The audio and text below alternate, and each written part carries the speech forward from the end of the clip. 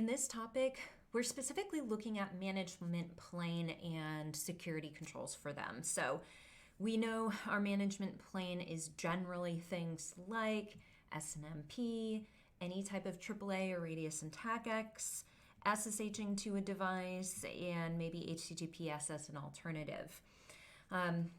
We're going to look at things like MPP and AAA as ways of hardening or securing our management plane. Some of these concepts, we even look at the CCNA level, like the access class command. This is something that we implement on our VTY lines so that, hey, if we're going to be SSHing from a particular subnet, go ahead and allow those SSH sessions, but don't allow anybody from a different subnet to SSH into those VTY lines. Those are supported on our routers and our switches. The service ACL is similar concept to the access class, except those are things that we'll see on our next gen firewall and our ASA. All right, so just a different term for something very similar. We also have things like locking down our management interface, of course, securing any sort of AAA with a protocol like radius and TACX, making sure that the correct username and password is being utilized and somebody isn't trying to log in with, let's say, just a local user account, making sure that we have some sort of maybe Active Directory credentials being leveraged.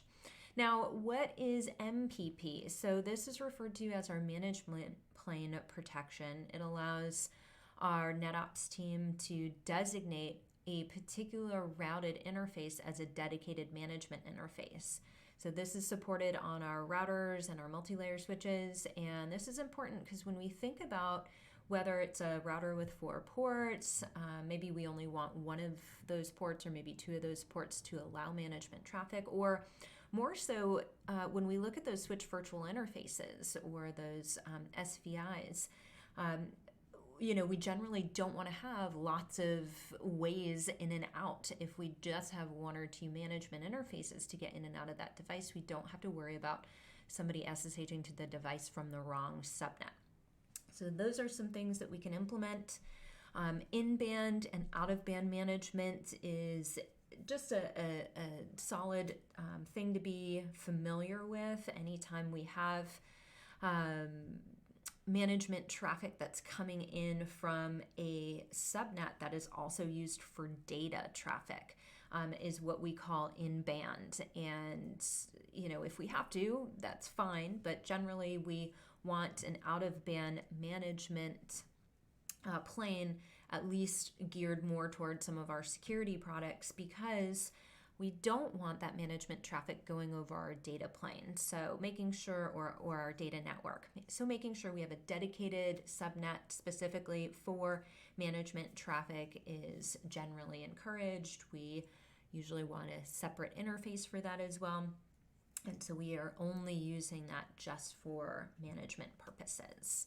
And then last but not least, telemetry.